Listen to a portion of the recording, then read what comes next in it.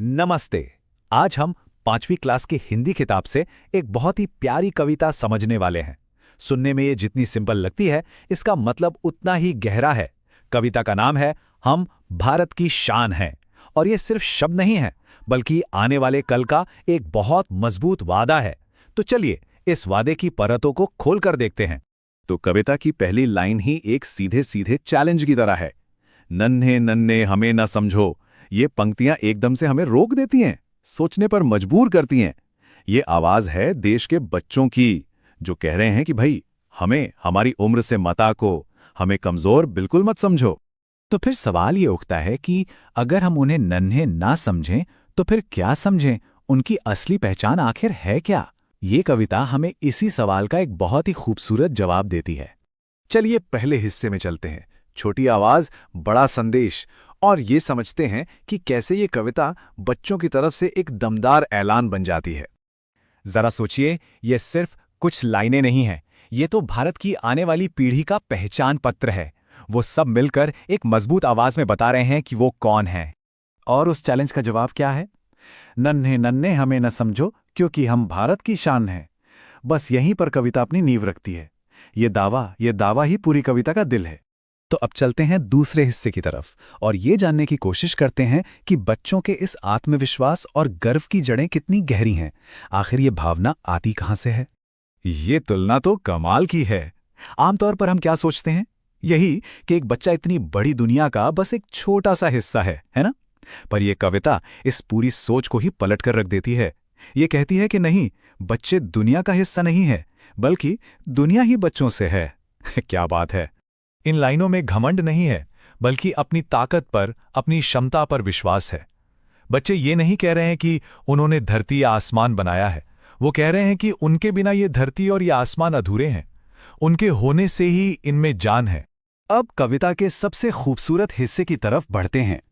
कवि ने बच्चों की भूमिका को समझाने के लिए एक बहुत ही सुंदर कल्पना की है। चलिए देखते हैं वो क्या है। इससे पहले कि हम आगे बढ़ें, एक सेकंड के लिए समझते हैं कि रूपक यानी मेटाफर क्या होता है। ये बस किसी बात को कहने का एक तरीका है जहां हम एक चीज को समझाने के लिए उसे किसी दूसरी चीज का नाम दे देते हैं। जैसे किसी की बहादुरी बताने के लिए कह दिया, वो तो शेर है। तो इस कविता का रूपक क्या है? यहां बगिया मतलब है हमारा देश, भारत। और इस बगिया के फूल, वो हैं देश के बच्चे। और फूलों का काम क्या होता है? खुशबू फैलाना। तो यहां खुशबू का मतलब है अच्छे काम, अपनी मेहनत और काबिलियत से पूरे देश को महकाना। कितना कितना सुंदर विचार है ना? तो ठीक है, बच्चों ने अपनी पहचान बता दी, अपना मकसद भी बता दिया। लेकिन अब बात आती है एक्शन की, काम की। ये कविता सिर्फ ये नहीं बताती कि वो कौन है, बल्कि ये एक मजबूत संकल्प है कि वो क्या करने वाले हैं। उनका पहला संकल्प है ऊंचे ही उठते जाना है। इसका मतलब सिर्फ ऊपर उठना नहीं है, बल्कि लगातार खुद को बेहतर बनाना है। हमेशा बड़ी सोच रखनी है। यह एक बहुत मजबूत वादा है। और दूसरा संकल्प है आगे ही बढ़ते जाना है। मतलब उनका लक्ष्य है सिर्फ और सिर्फ तरक्की। देश को हमेशा आगे लेकर जाना है, कभी रुकना नहीं है, कभी थकना नहीं है। और फिर आता है वो वाक्य जो इन दोनों संकल्पों को ताकत देता है, नहीं रुकेंगे। सोचिए, इन दो छोटे से शब्दों में कितनी बड़ी हिम्मत छिपी है। ये हर मुश्किल के सामने डटे रहने का, हर रुकावट को पार करने का एक अटूट प्रण है।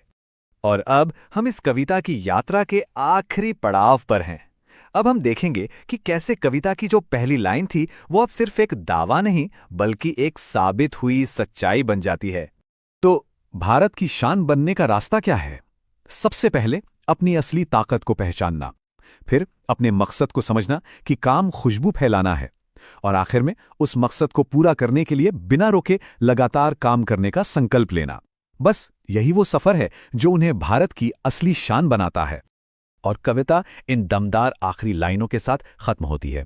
अब जब हम इस पूरी यात्रा को समझ चुके हैं, तो हम भारत की शान है सुनना सिर्फ एक नारा नहीं लगता। ये एक ऐसा खिताब लगता है, एक ऐसा सम्मान जो उन्होंने अपनी क्षमता, अपने उद्देश्य और अपने संकल्प से कमाया है।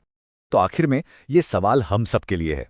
इस मन्नी सी कविता की ये खूबसूरत खुशबू आज हमारे समाज को और हमारे भविष्य को कैसे रोशन कर सकती है? इस सवाल को अपने साथ लेकर जाइएगा।